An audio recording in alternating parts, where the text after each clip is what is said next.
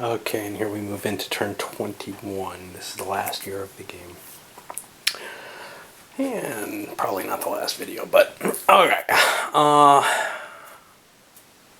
Mainly, fights over a couple of mines. The Hillsborough silver mine down here, and we've got them competing over the track to it as well. Now, yellow could build this track, and had they had an additional surveyor, they might have done that, but they want to get that Silverton silver. They have the advantage, actually, on the track lay, so they think that's probably sufficient. If they win the track lay, they may have to come to some sort of deal with white in terms of actually delivering that silver. They also wanted to prospect the Santa Rita coal mine. You know, they probably have enough mines operating right now, but it's always worth, when something falls on you, it's always worth grabbing it, I think. Except maybe at the very, very end. You never know. Both their coal mines could drop like happened to blue, although Durango's likely to hold up. Let's see. Red and blue are fighting over Cripple Creek. Green didn't get involved in that. Green decided to pick off the deck, and we can see 3 prospectors on the deck, basically hoping to fall into like a big silver mine right now, or something along those lines. Silver's the most likely of them.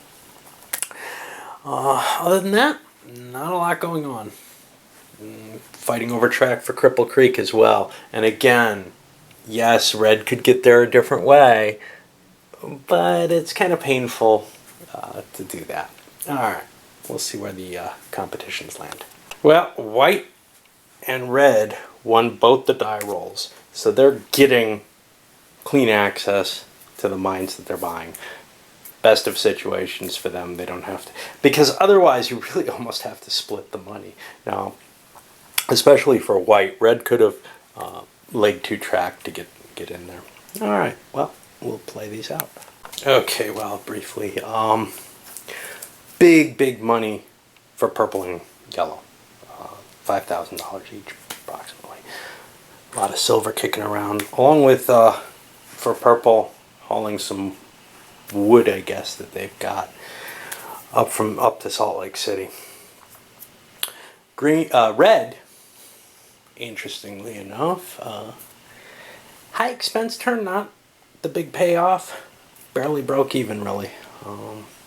They had to buy a lot of big stuff, big track purchases, things like Cripple Creek. They spent a good deal. They also drew from the deck this Santa Rita copper mine, which they bought. It's nowhere near them. Their goal, sell it to yellow, get approximately half the value. If they do that, they're fine. It helps yellow, though, which, if you realize that yellow was probably in the lead, and they probably still are. Purple, I think, made about the same as them, maybe exceeded them slightly. Green, total stagnation. Blue as well, but green made the choice, I'm going to buy me another prospector. There's a decent number of cards coming out, 3 cards.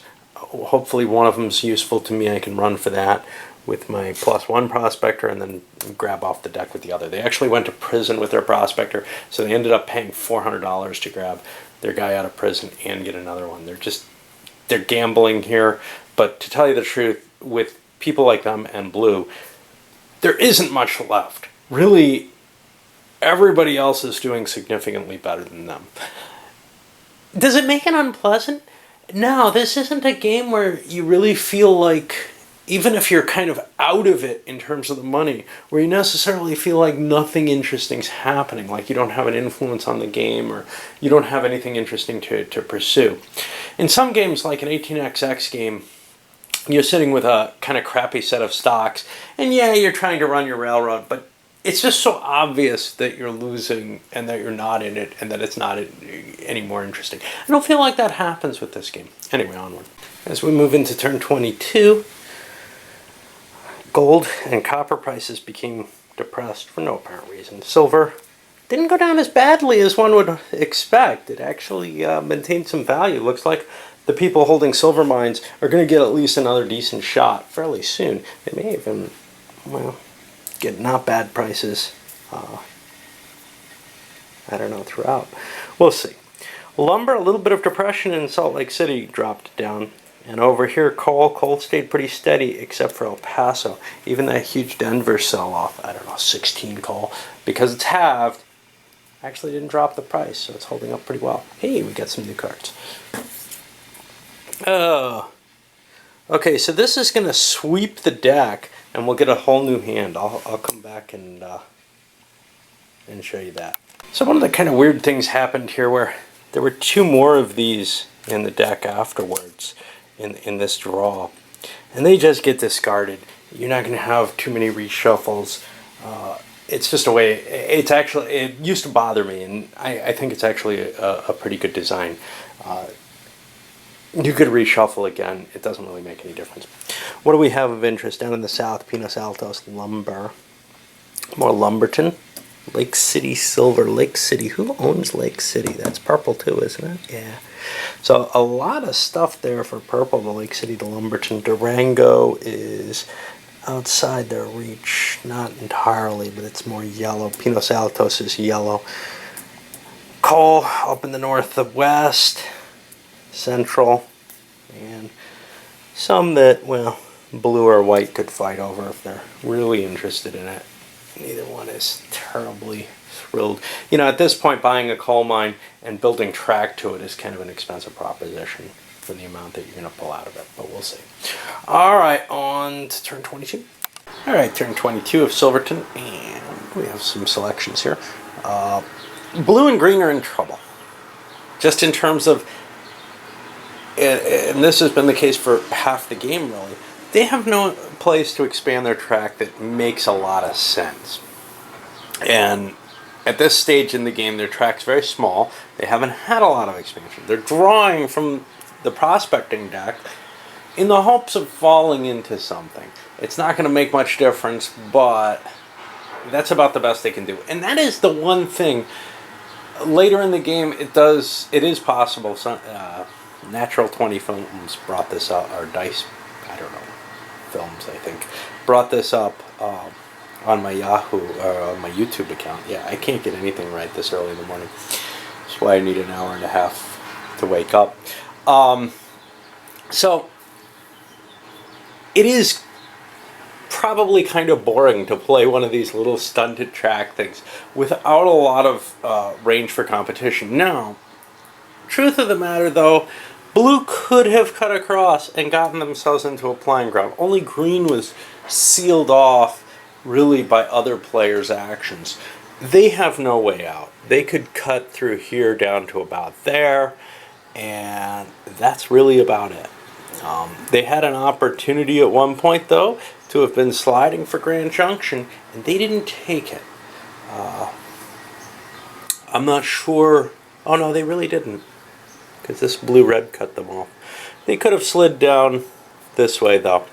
Anyway, in both cases, the players made choices not to expand. There is usually room to get yourself into the play a little bit deeper than you were. But green didn't have a lot of money, and they didn't want to spend it on stuff that wasn't going to produce money. So, and blue's really in the same shape, a parsimonious approach, and in both cases, they're paying for that. It doesn't work in this game. You need a lot of ground coverage because the mines show up all over the place. Alright, so after that, 1, 2, yellow. Yellow is starting to rip up some of their track. The opposite side of this, once you expand so much, you end up with a lot of track you don't need. Since the game comes down to dollars, especially, I feel like it's especially the case in the game where you're trying to end the game with a certain fixed dollar amount, where you could end up going an extra turn, which could benefit someone else a great deal if you don't rip up all your track and end the game on a turn, on the earliest turn that you think you're winning. In the longer game, well, it's a few bucks, but this is not a game of a few bucks usually. It can be, though. Anyway, they're pulling up some track, and they're grabbing a couple of mines. Pinos Altos Lumber and Lumberton Lumber. But lo and behold, we see white's in there. White is chasing after Lumberton here. and they had a better prospector for it. So that's possibly going to be theirs. Let's see. That was 2. 3 is purple. Same position as yellow, really. Beginning to rip up some of the fringe track that's just going to places, and this is where you need to kind of know the game a little bit, just as when you're building the track, when you're ripping it up. Hey, I know that there aren't many Marysville mines, so I'm pulling out. Eureka? I'm not so sure. You got to take chances sometimes. There's probably more in the deck, but it's not a huge place like Silverton or Leadville where I expect there to be more. And trying to pick up buoy, no biggie there. Purple still needs coal. They don't have a huge amount of it, so it seemed not unreasonable. But the Lake City Silver, they're getting challenged by red. Red's nowhere near that. Red's just trying to poach it and maybe get some cash off of track that they had no better place to put their prospector. They have 2 prospectors, and one's already going off the deck. Why not grab from Lake City, which looked like the most valuable thing out there from the player in the lead. Alright, so now 4 is green we covered, 5 is white. We haven't really covered white. White's both expanding to get to Lumberton and contracting to get rid of White Oaks. They're just challenging Lumberton. They won't build this track if they can't get there. In fact, they'll probably start ripping up some of their track that didn't really make it anywhere. Farmingham, they never got a draw there. They were looking at things like Dolores and Durango, but they're not getting the draws. They don't have a lot of mines, though. It's just kind of painful for them. And then red is the 6th player. Red's not building any track. They're just making that challenge at Lake City and going for a draw. They've got tons of coal. They had more coal they could pick up. Things like Craig, Colville. They just didn't want to build the track there. And likewise, blue didn't want to go to York Canyon over there at the end, which is down here. Instead, they're ripping up the track down to that area to get a few extra bucks. I wanted to discuss the competitions. White won Lumberton. Purple and red tied at Lake City. Remember, purple's got track there, so they have a +3 bonus. So the +2 prospector for red wasn't that big a bonus. I've also run through a couple of the first 2 people, blue and yellow. Blue pulled a fair play gold mine here, but it produced nothing. Now, they weren't going to hook that up. They were going to try to cut a deal with green to deliver it, because the cost to hook up fair play was too much of a pain in the butt if it produced. So they would have split the money of the gold from it with green. The yellow player, well, they didn't get their Lumberton. They did get the Pinos Altos lumber. They moved the gold off Pinos Altos up to Cuba, where it's not, it won't be affected by the snow. Made some deliveries, lumber to Pueblo, and some coal to Santa Fe. The coal to Denver was blues. Alright, onward. Had to cheat again. Just a matter of, because of the segmentation in my period of games, especially with the video game. And luckily, I'm done with The Witcher 2 at this point. Good game. Not as impressive as the original, of course. The purple had didn't have track at Pagosa Springs. They had a lumber mine for it. They wanted to get the lumber off of it and then be able to rip up the track. If they didn't do it this turn, they wouldn't be able to rip up that expensive track. So I let them undo their Eureka dismantling, which honestly I wasn't sure I wanted to do to begin with, and replaced it with that. It's not like any additional information's come. It's just a matter that when I'm playing with, a day between turns or something, and that was the case here. Sunday I didn't play at all. Yes, it's Monday morning before work. I just can't remember what happened. Alright, I've got to sell a lot of coal in Salt Lake City because the lumber prices are crappy there right now. That's all Red's fault. Well, there we have the end of this turn. Cripple Creek. Wow, 8 gold on there already. I mean, that thing just cranks it out if you get all lucky. It's got a fairly low depletion for gold and huge, huge payouts. Gold's not as valuable as silver. We've talked about that already, oddly. They're also still producing with the Santa Rita mine. I think their goal there is, hey, Yellow, you're in competition for winning this game. I want more than half the value of the Santa Rita copper. Of course, for Yellow, it has to come down to, yeah, it's worth delivering it. And their lumber is worth more, probably, than half that Santa Rita copper. Or about in the same range. So it may be difficult to sell that copper to Yellow, but Red has to do what they can. They're making good income right now, but they spent a lot more on their track, on the competitions for their, just everything. They've ended up with a lot less money compared to the early gains that, say, Yellow and Purple made. Yellow probably didn't seem that impressive, but somewhere along the line they just pumped out a lot of money. I don't know when it happened. Maybe they stole it from White because White's not doing very well. That's quite possible in my games. It's very easy to get two people who are next to each other's money mixed up. So sometimes you can't really take the results as being terribly conclusive. Such as. Alright. I'm going to check the prices. A lot of lumber and coal moving. The precious metals are so depressed right now that nobody wants to sell them. They know they're going to go up a little bit at least. Alright, let me check those prices and then we'll load this. Really good rolls on the, boy, that's hard to see. Really good rolls on the gold and copper. Copper's maxed out, so silver of course. Gold went up 2, which is the most it can go up.